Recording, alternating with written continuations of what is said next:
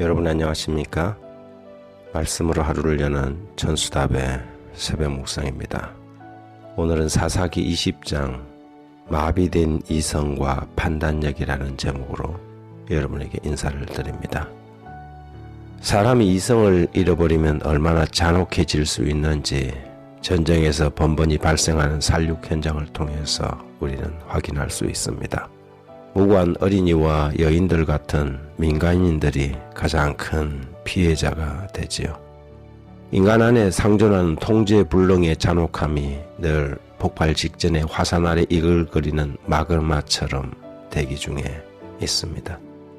기부아의 불량배들의 범죄 행위와 싸늘하게 죽어버린 첩의 시신을 집으로 가지고 돌아와 토막을 내어 12지파에게 보낸 사건으로 촉발된 이 이스라엘 남은 지파와 베냐민 지파의 전쟁은 처음에는 두 번 베냐민 지파의 승리로 남은 지파의 자존심에 엄청난 상처를 주었습니다. 그래서 이 잘못된 지파에 대한 교정의 수준을 넘어서 복수의 정신으로 불타오르기 시작했지요. 처음에는 동족과의 전쟁을 해야 한다는 사실로도 큰 부담을 느끼고 마음에 그리고 양심의 짐을 부담스럽게 여겼던 그들이었습니다. 사사기 20장 23절에 보면 이스라엘 자손이 올라가 여호와 앞에 저물도록 울며 여호와께 여쭈어 이르되 내가 다시 나아가서 내 형제 베냐민 자손과 싸우리이까 하니 여호와께서 말씀하시되 올라가서 치라 하시니라. 하지만 두 번이나 저들이 패하자 이제는 정말 눈에 보이는 것이 없었습니다. 간혹 우발적 사고들이 이렇게 격양된 감정을 제어하지 못해서 일어나곤 하지요. 그래서 성경은 잠언 27장 3절에 보면 돌은 무겁고 모래도 가볍지 아니하거니와 미련한 자의 분노는 이 둘보다 무겁다 하였습니다. 그만큼 분노가 일어나면 주체할 수 없다는 뜻이지요. 사사기 20장 46절 이하에 보면 이날에 베냐민 사람으로서 칼을 빼는 자가 엎드러진 것이 모두 2만 5천 명이니 다 용사였더라. 베냐민 사람 600명이 돌이켜 광야로 도망하여 림몬 바위에 이르러 거기서 넉 달 동안 지냈더라.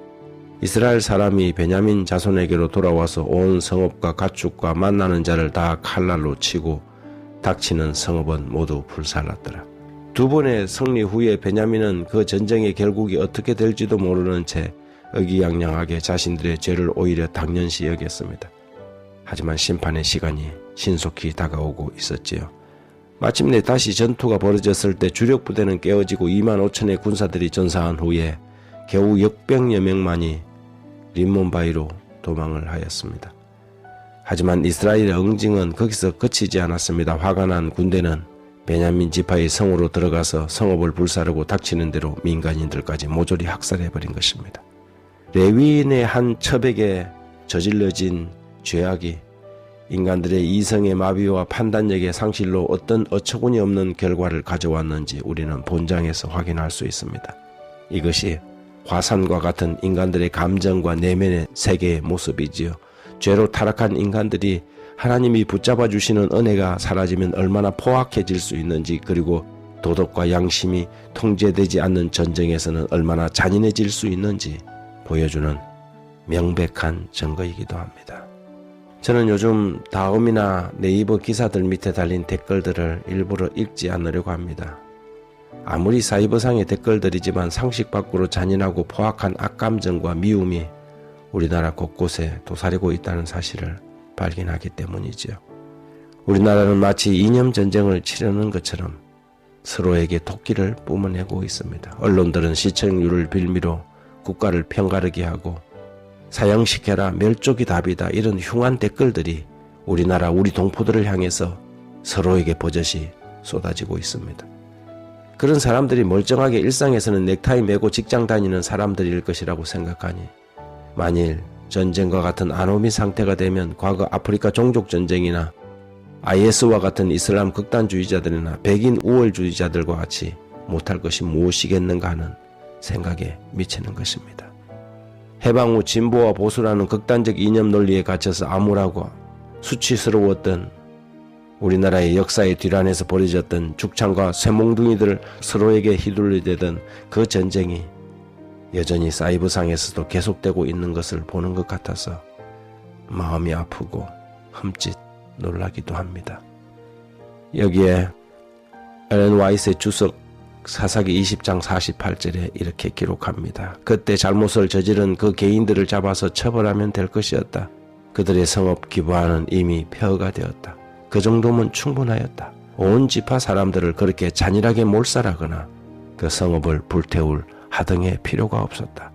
그러나 전쟁의 열기는 사람들을 무분별하게 감정에 빠지게 한다. 그들이 제정신이었더라면 저지르지 않았을 행동을 하게 하였다. 그러한 때에는 사람들은 종종 자기를 다스리지 못한다. 이성은 더 이상 안내자의 구실을 못하며 양심의 소리도 들리지 않는다. 그리하여 규모로 볼 때 그들이 벌하고자 했던 죄보다도 더 큰 잘못을 행하였다. 하나님 아버지, 우리가 원칙을 되찾고 정의를 세운다는 미명하에 우리가 벌하고자 했던 잘못보다 훨씬 더 가혹한 죄를 짓고 멈춰서야 할 곳에 서지 못하고 분을 이기지 못하는 우를 범하지 않도록 우리를 붙잡아 주십시오. 이 나라 이 백성들을 긍휼히 여겨주셔서 미움과 복수와 원망보다는 이해와 양보와 관용으로 서로를 용납할 수 있게 하옵소서. 예수님 이름으로 기도합니다.